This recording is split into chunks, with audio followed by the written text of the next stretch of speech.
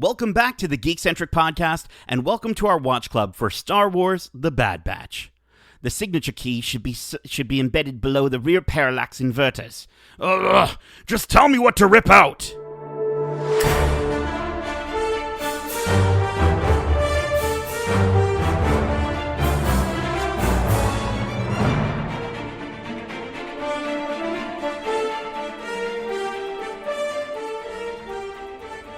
What is up, troopers, and welcome back to Watch Club. My name is CT0831, but you can call me Hugs. And this is our Watch Club for Star Wars: The Bad Batch, Episode 4, titled Cornered. If you're joining us for the first time, this is Watch Club, our weekly review series, kind of like a book club, but way better. Keep in mind, we will be going into full spoilers for this series and Star Wars in general, so if you haven't watched this week's episode, be sure to do so, and then come right back in less than 12 parsecs. Now, before we get hunted down by a badass Asian woman, let me introduce you to our experimental crew of ragtag troopers. First up, he's taller than a Jawa, smaller than Jabba, and as entertaining as Jar Jar. He's CT1231, also known as Edit. Hey, watch it. Watch it? What do you watch it? What do you mean like, well, hey, watch it over here? Hey, the New York thing? Don't you remember that guy, the goat, what's his name, Godel? Oh, Godel the from goat, the goat man. Taron Killam of SNL fame, so. Yeah. Wow. Hey. Okay. I wasn't sure what you were going for. And rounding out our small battalion, we have the dopest, dankest dude on Dagobah, CT1006, but you can call him Joints. What's up? What is up? How are you guys doing tonight? Fantastic. How are you? Great. Fantastic. Yeah. You know, I'm intrigued to see what you guys think of this episode. And I don't, not much as in terms of what happened in it. But let's get into it. Let's get your high level thoughts on the episode itself. Justin, let's start with yourself. I enjoyed this episode, even though not much really happens. But, with the introduction of Fennec Shan into this world, I think that's really great how they handled it. It set up some questions. That's what you kind of want from a filler episode, is that it's still filler, but it still gives you something to kind of chew on. And I feel like that's what this episode did. But I can see the disdain in your face, Nathaniel, that you were just like, nah, not buying it. I have my thoughts, but Joints, let's hear from you next. I'm on the same page as Justin. Despite not much happening, as you, I'm sure, will point out later on, I really liked it. I thought it was a cool reintroduction to the bounty hunter we already know, and get to see her, as 20 some odd years younger type thing. Mm-hmm. Yeah. I don't know. For me, this was the weakest episode so far. It felt like a really long introduction, and it didn't really do much in terms of the story for the character that they even introduced. I enjoyed some of the aspects in regards to seeing Clone Force 99 like kind of out of their element. I sort of enjoyed that because they're not used to, doing some of the things they had to do in this in terms of being like people. And some of the visual and audio callbacks during the 10-minute long chase scene, which again, that's half the episode. Honestly, not enough happened to even really tee up the next episode, I think. So really, I don't know how much I can say about the episode, but I'm going to try. I'm going to try as we go along. What? Yeah, I don't know. I am surprised of all things. Yeah, I know. I don't know. This episode can be summed up pretty quickly, so I'm going to try to give it as much as I can. So I've got about 2 paragraphs here. Get ready. Strap in as I go over this episode. Punch it!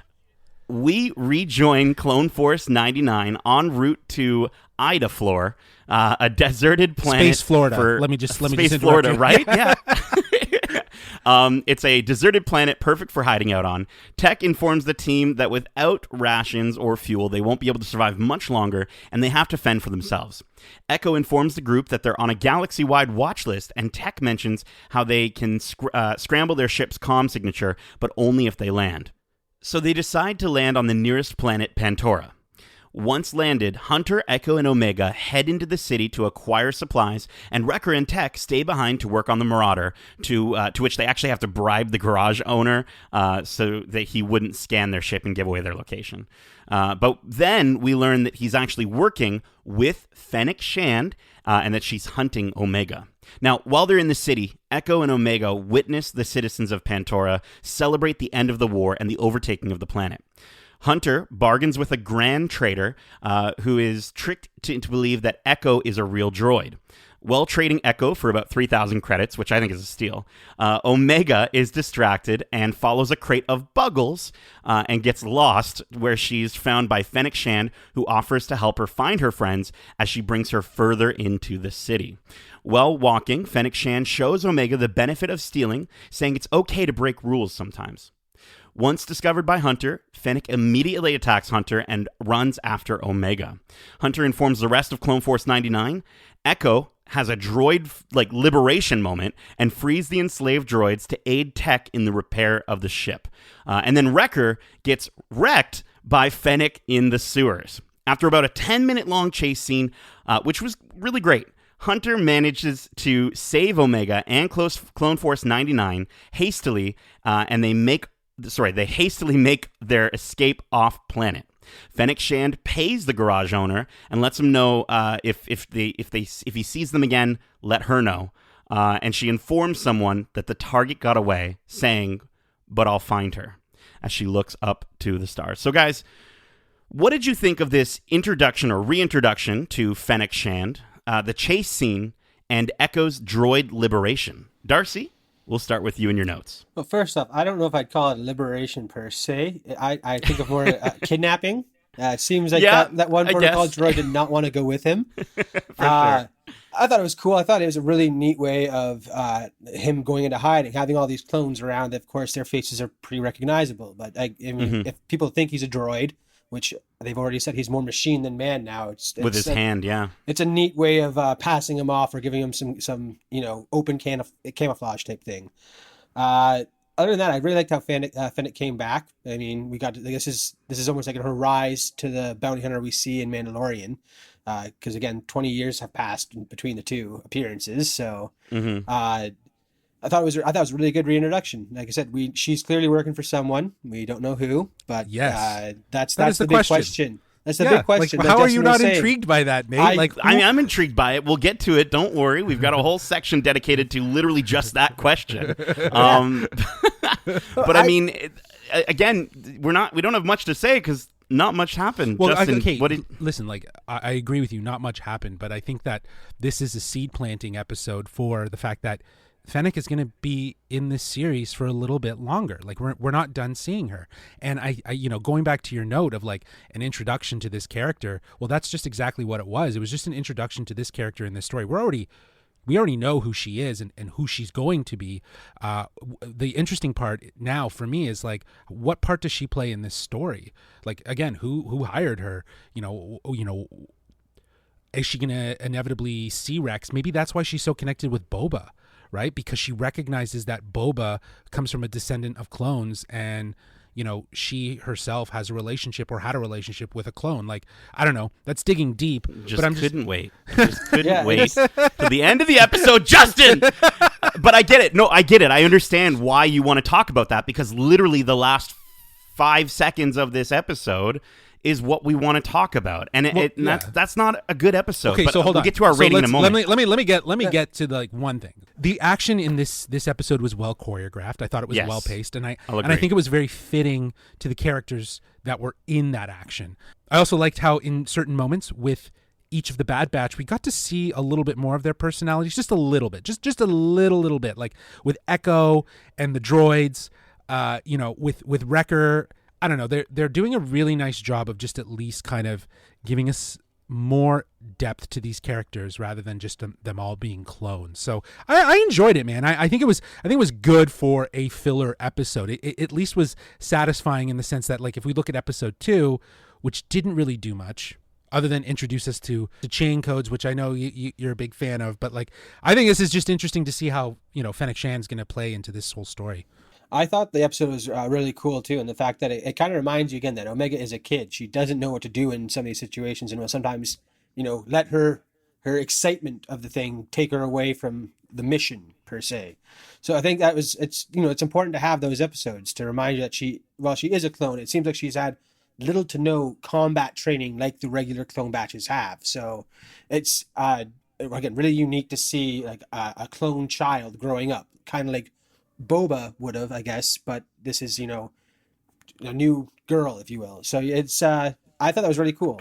And again, like Justin mentioned, the Wrecker's moment, it really shows that like they all do worry or care for her greatly, even though it's only been a short time of them being together. So like those bonds are only getting stronger as this series goes on. So like again, a filler episode, but I like what they did with this filler episode. Like they did a lot of building that was necessary. Well, I'll quickly say what I liked then. How about that, okay? Okay. Fine. First off, Ida Floor. I hope that is actually a reference to Florida and that there's some connection to Batuu or Galaxy's Edge in this series. Like, imagine seeing a Batuu in animated form. I think we're going to get that.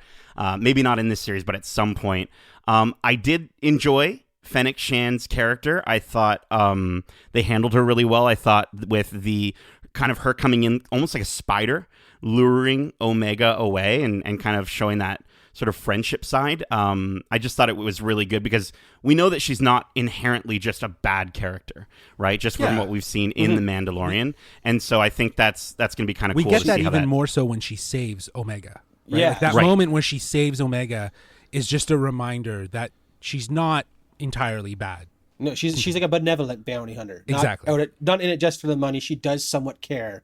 Yep. Despite shooting people off speeder bikes in traffic, whatever. Put that Well, aside. she literally, she shot a cop and like murdered two of them. No, that was You know. great. That was awesome. That was fantastic. I loved it. It was a cool moment. Yeah, with the chase scene, like I did get a ton of vibes of the Sam Wessel Attack of the Clones chase scene, another very sort of extra long chase scene from that movie. Even the sounds, like the high pitched, like screaming notes that accompany Fennec Shan sounded a lot like some of the ships from that movie, which I thought was like a really cool sort of, because I remember talking, Justin, when we were talking about Fennec Shand originally, and I mentioned how she does look very Zam Wessel-esque, and I've got a theory about that. And I think we all kind of have a similar theory, which we'll get to in our predictions. We will actually be patient, Justin, and talk about that then. I already know. She was I probably trained by her. That's why I think. Okay, all right, okay.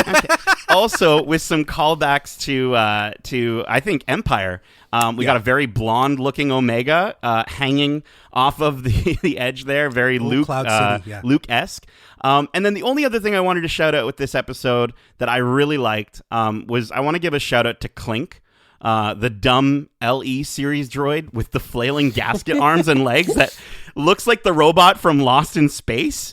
And I think I like him just as much as that tall R2 series droid that stood up in The Mandalorian. Like, both of these droids, I'm like, I need these in my life. Like, can we get them at Galaxy's Edge? I want to buy them, please. But yeah, that is what I liked from the episode. Not too much. Again, a lot of the visual and audio stuff really, really hit for me. But that's about it. Well, going on the droids really quickly, I wanted to say I enjoyed the female adaptation of C-3PO. Clearly a female version of 3PO. So literal. Yeah, so literal. Like she was literally a mom. It was a mom droid, right? So voiced by Gray Griffin, who has been in some DC stuff, I believe. Yeah. So it was cool to, they definitely included some Easter eggs, like my reference of Godel, which you didn't get. Is it Godel? It's Godel, right? Yeah. I don't know if that's... It's something almost too on the nose for He's like, hey, watch out. Yeah. Like, that was great. I loved seeing, because he's from Rebels. I'm pretty sure we've seen him in Rebels and maybe Clone Wars, but I think Rebels. And then another Star Wars alum, SNL alum, Bobby Moynihan, he was the traitor. So yeah. I mean, again, all really cool stuff, but like when that's what we're talking about that we enjoyed, it's like, I don't know, man. Well, we're talking about the actual episode as well as that we enjoyed. You clearly like are pulling at teeth here, trying to find something. Okay, well that's fine. That's totally fine. It's not everyone's cup of tea. Number 2 was not my cup of tea. This is far more my cup of tea than that episode. And just the fact that it's leading more, like, again, it just plants more for what her role is going to be in this story. Yeah. You know what I mean? Okay, well, I know we want to all talk about that. Let's just get to let's it. keep God, going batch. before we get to your batch's thoughts. I think we should just quickly give our rating for the episode. Nice, really quick episode tonight. Much like the episode we watched. Darcy, if you wanted to go ahead and give your final rating, my friend. Well, like I said, I'm on the lake side of the boat here for this episode. Also, more than episode 2. Again, I felt like it was just a more enjoyable filler. There was more to it that I found endearing and enjoyable about it, and especially that the drop at the end really makes me feel like this is a very slow burn series. We're going to get all these pieces coming together at some point later on, and I 16 think episodes, man. Yeah, like we got a long time. Like we got to be patient, and stuff will happen. This is all just a slow burn. Yeah. In regards to that, though, I think well said, Joints. Well said. Thank you, Ed. Yeah, I'll probably give it a 3.8. We'll say 3.8 out of a 5. Wait, what were we rating it? You didn't mention what we're rating it. My apologies. I was distracted by the buggles over here. We're going to be rating it on a scale of 1 to 5 distracting buggles. Okay. Well, then it's 3.8 distracting buggles out of 5 for me. There you go. Bark, bark. Justin, edits. Let's hear from you, my friend. Yeah, I'd give this one a 3.9 distracted buggles out of 5. There you go. I think this, to Darcy's point, this was filler, but at least gave you something to chew on. And I think that there was some really nice sprinkled moments of comedy in it, like the whole, as you described it, droid liberation that Echo leads him into, and the mom C-3PO scene was really funny. Like I actually laughed out loud when he was like, "Hey!" So I thought that was interesting. The action was great. So yeah, I'm gonna give it a 3.9. I think that this was a better example of what a filler episode could be than what we've already had in other episodes. Thus far, of course. All right, Hugs. All right. Let's hear you tear this thing down, giving it like a solid 2.3. You're not far off. As I mentioned at the top, this was the weakest episode for me so far. Nothing really happened in this episode other than the reintroduction of Fennec Shand. And while, again, that chase scene was really cool, it wasn't really anything new from Star Wars. In a lot of ways, this episode felt like recycled Star Wars. The chase scene, or even seeing the droids liberated a la L3 from Solo. I feel like we could have just gotten a little bit more from Fennec Shand this episode, and it could have actually mattered. But instead, this entire episode was absolutely filler. Cool action. Not much substance in regards to carrying the plot forward or even character growth. I mean, at least with episode 2, you guys are ragging on episode 2. At least with that one, which we scored on a lower scale as well, at least there was character development, and we talked a lot about that. If this episode had started, I think, with the chase scene, and then maybe the last 10 minutes of the episode actually gave us some substance in terms of what we're probably going to see next with Fennec Shand, I think it would have been worth watching. Otherwise, if you're going to watch this episode and you don't have time, just skip 10 minutes of the episode, watch it for 10 minutes, and then you're done. I'm going to give this episode 2.5 out of 5 distracting buggles, and only because it's still Star Wars action, and I like Star Wars action. So okay. That's that. Okay, very well said.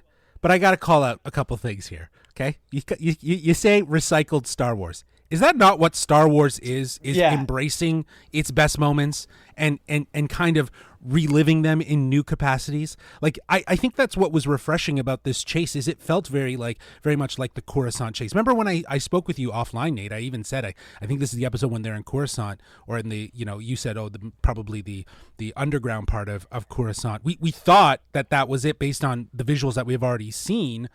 You know what I mean? To know that this was another city and stuff like that, that's cool. But to your point, it still had that vibe. I feel like that is what Star Wars is. And you've called out things of being like, oh, that callback to this and that I'm so surprised that this chase scene seems to have rattled you so much. I'm just saying, man, it's not that I don't like it. I just... It didn't do anything for you. It didn't do anything because we've seen it so many times before, and I get that. I get that Star Wars, again, we go back and forth on whether we like callbacks or whether we like those moments. But honestly, there just wasn't enough new for me, right? Like, I love the callbacks, but give me the callbacks and give me something new moving forward. I don't know. Move the This is. plot I feel forward. like this is all reliving like episode. What episode was it when we first met Fennec Shan, and she was with that bounty hunter on Tatooine in Mandalorian? Remember you were like arm deep in saying that there was too much fan service, and Kevin and I were just like, what? Like, it's just the same sort of situation. I also find it funny that you're saying that you don't need another reintroduction of a character like Fennec Shan. It's like we liked that the whole 70-minute episode that was the And is beginning this of the really an series. introduction? Yeah.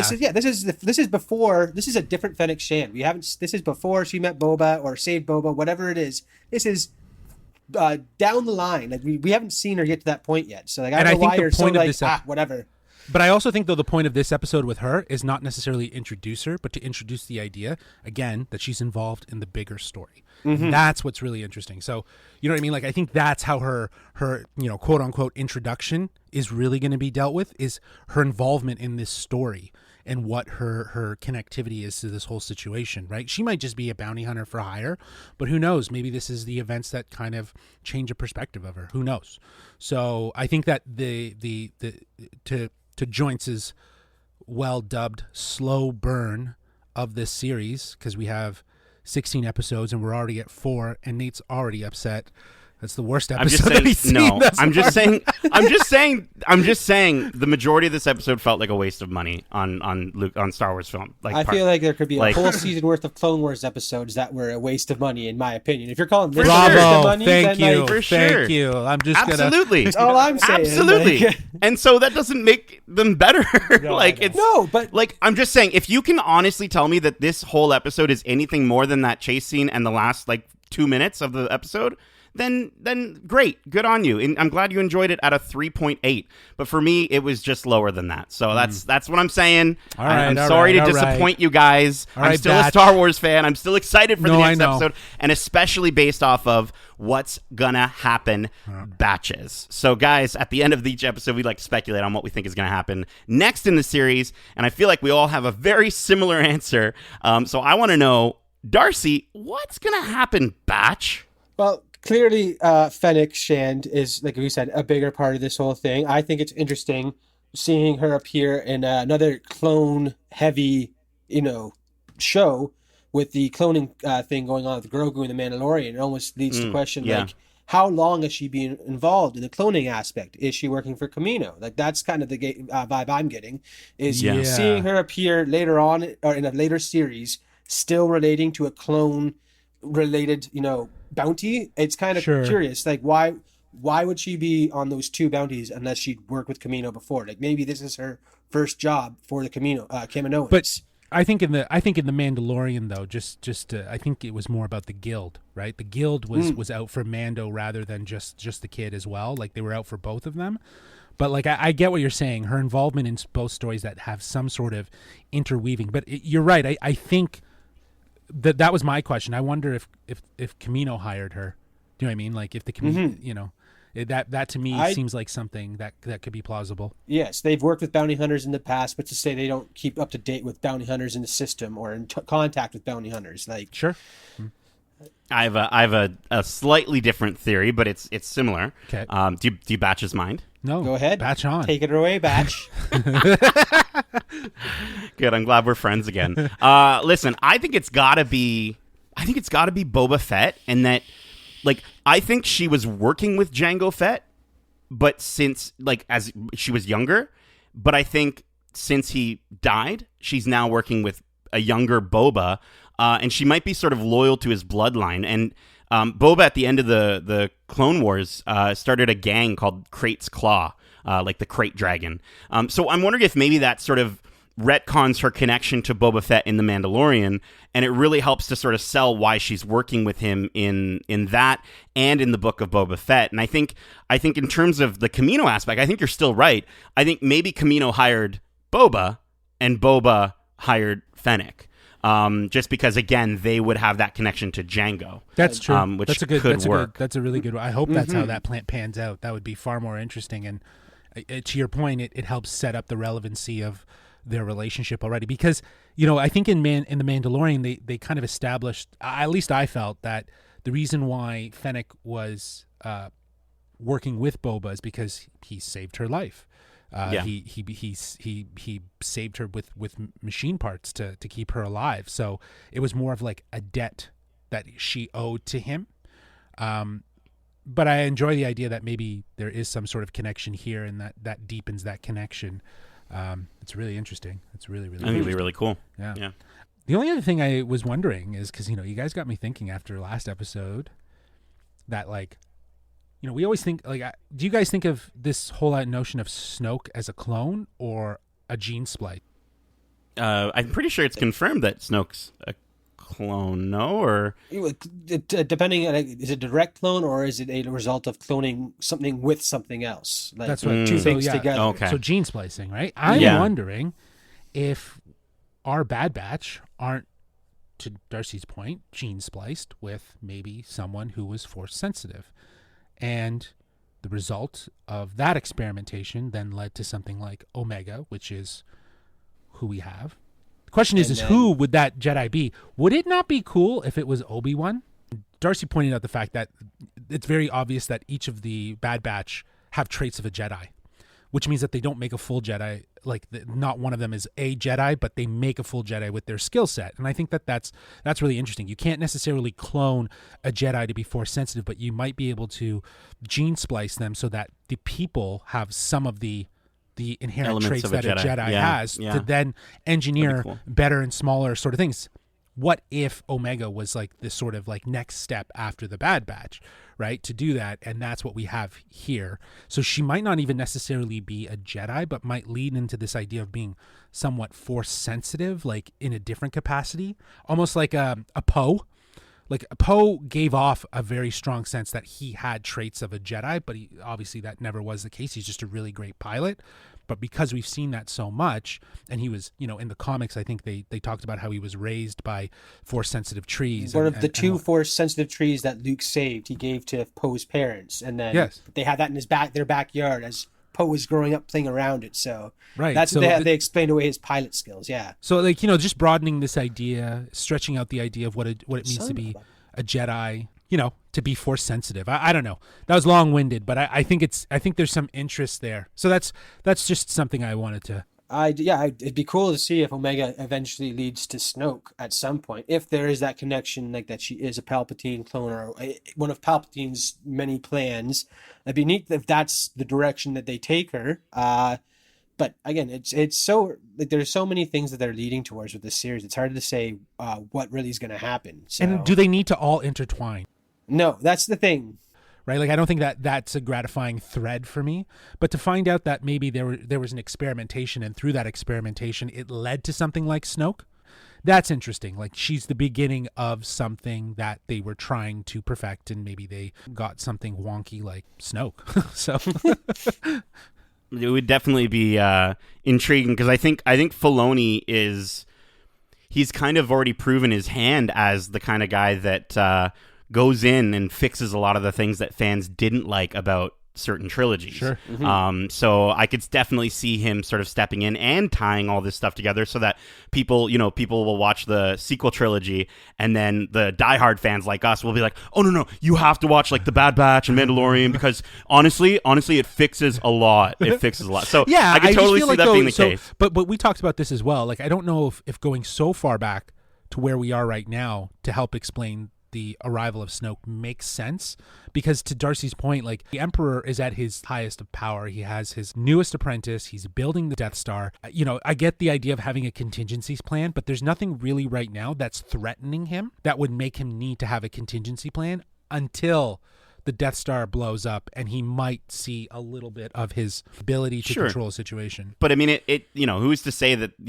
maybe not this series, but these extended series aren't going to go all the way through. Oh, I agree. Era of Star Wars, right? I agree. I totally agree. I think there's potential with future series to touch on those sort of things. But again, I don't know if I need to see that so much, like a connection to Snoke in this series, as much as I want to see like just the evolution of cloning and what that means. Do you know what I mean? Like, I think that's far more interesting. Well, we never know. Just like with the Marvel series, again, we think that we've got it all figured out based on what they've released and announced. But we don't. Mephisto. Grogu's going to be in this episode, in this series, not in this episode. Obviously not. All right, guys. Well, listen, we hope you enjoyed this week's episode of Watch Club. And if you did, make sure to subscribe to us wherever you like to listen to podcasts if you haven't already. And if you want to write into the show with your thoughts or predictions on the shows we cover in Watch Club, well, you don't have to remove your restraining bolts just to contact us. Instead, you can just email us. Wait a minute, Justin, my comms seem to be scrambled. Can you let our listeners know how to reach us? I was trying to think of a voice to do this in, so I'm just going to do it straight. You can reach us at wearegeekcentric@gmail.com. That's wearegeekcentric at gmail.com. Yeah, I think my comms are scrambled now. Oh, no. I've been hanging out with joints too much. Too much hanging out with... Put this on me. No putting this on me. Well, keep in mind, we have our standard episodes of the Geekcentric podcast with our latest episode out now where Kevin tests our ability to identify the opening fanfare of some of the most iconic movie studios. That was a so tough go game. give that... It was tough. Go give that one a listen. Justin, Darcy, thank you so much for joining me for this Watch Club. And as we say, Good soldiers follow orders.